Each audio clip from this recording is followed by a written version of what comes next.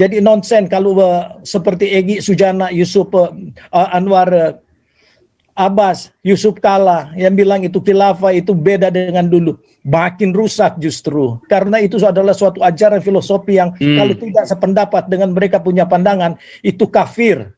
Kafir bagi mereka. Jadi orang lain dianggap semua haram. Jadi ini yang harus kita tetap tuntutan, kita mensupport tuntutan-tuntutan nasionalis, dan kita meyakini masih banyak sesungguhnya tetapi tidak tersalurkan olehnya. Ini adalah perang narasi yang kita sampaikan khusus kepada Pak Jokowi. Sambut masukan-masukan daripada kawan-kawan yang menentang orang-orang yang duduk di dalam pemerintahan dengan merampok uang rakyat, termasuk mereka yang sejak zaman Soeharto harus dibasmi, dan juga zaman SBY.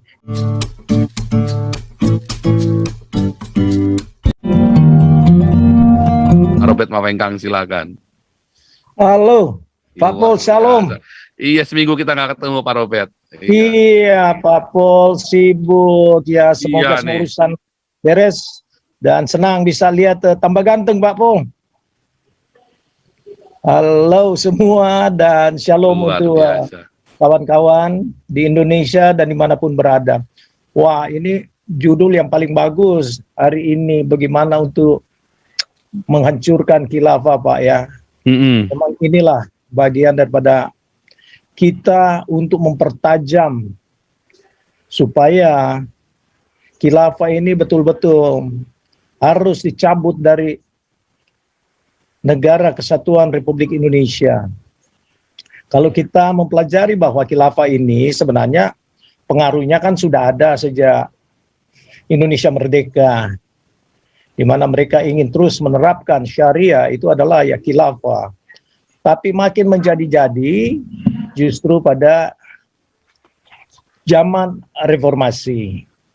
Reformasi ini sebenarnya untuk mereform kekuatan-kekuatan khilafah, kalau kita lebih jelas untuk memahaminya, karena apa yang kita dapatkan sejak reformasi, selain daripada munculnya kekuatan-kekuatan yang lebih masif dari kelompok-kelompok intoleran.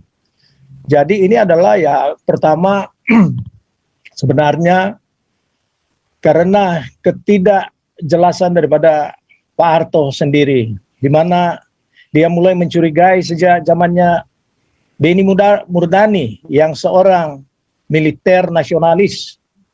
Tapi karena Soeharto telinga tipis mendengarkan orang-orang di samping dia, di mana Benny Murdani akan mengambil alih kekuasaannya, itu salah besar. Dia itu loyalis Benny Murdani, sehingga Pak Harto mulai condong untuk membentuk suatu kekuatan dengan ya kekuatan orang di sekitar dia, antara lain ya Habibie.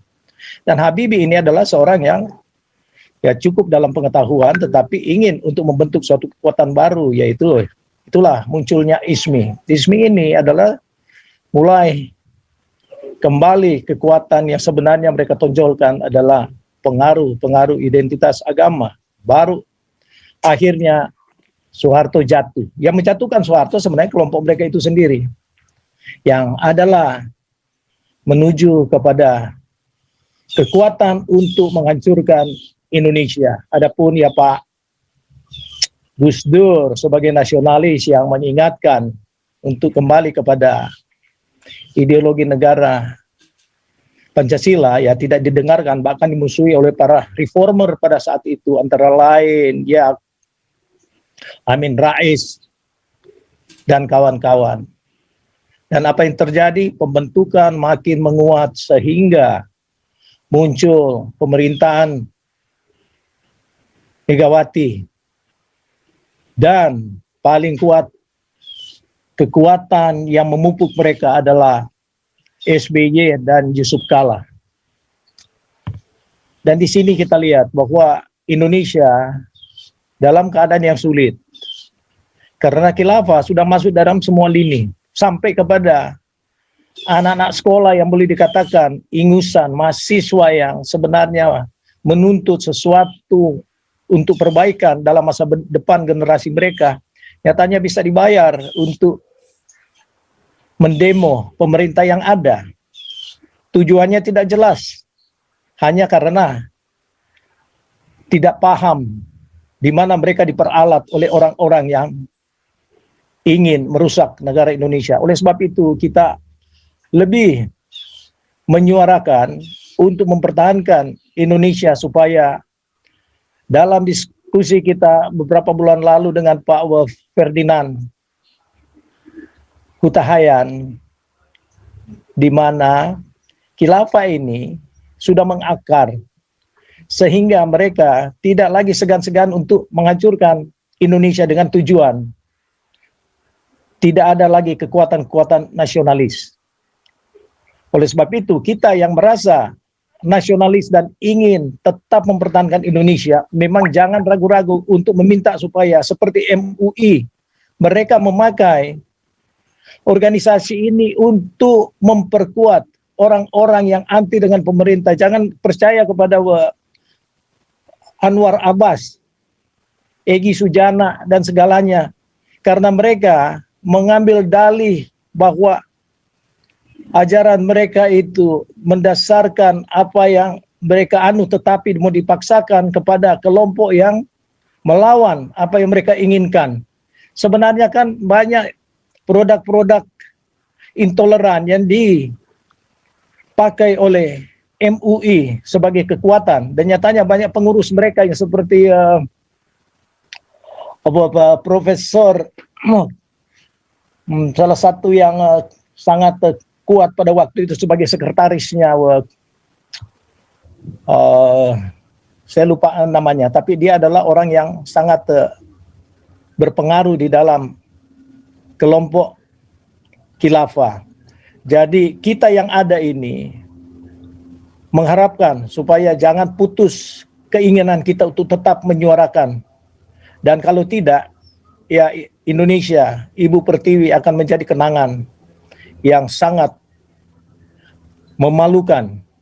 Karena Indonesia ini adalah dibentuk daripada kekuatan semua kesatuan daripada rakyat Indonesia. Tidak mudah untuk mempersatukan Indonesia karena kita itu adalah maritim nation, bukan suatu negara yang sama dengan Amerika Serikat. Sedangkan Eropa yang boleh dibilang satu, pecah karena tidak ada kebersamaan. Nah, kalau kita Indonesia, kita mensyukuri meskipun kita berbeda suku, beda agama, tapi masih bisa bersatu secara nasional hingga saat ini. Nah, ini kita pertahankan, jangan dibiarkan kalah dengan pengaruh-pengaruh kadrun dan khilafah. Dan satu hal yang tadi disinggung oleh salah satu pembicara mengenai adanya partai yang sebenarnya menyuarakan kelompok-kelompok kita. Tapi dalam kenyataan justru mereka lebih menyokong kelompok yang menentang kebersamaan Indonesia. Ya, taruhlah seperti ya PDS pada waktu itu. Ya, kita tahu Pak Royandi Hutasoit seorang yang sebenarnya jujur ingin memunculkan sesuatu ya kekuatan politik dalam ikut serta membangun Indonesia, tetapi yang terpilih orang-orang yang tidak memikirkan itu. Jadi disinilah yang pentingnya itu penekanan soal Pancasila, karena kebanyakan ini Pancasila itu retorika, tidak ada yang benar-benar memahami bahwa suatu keyakinan sama dengan keyakinan kita beragama.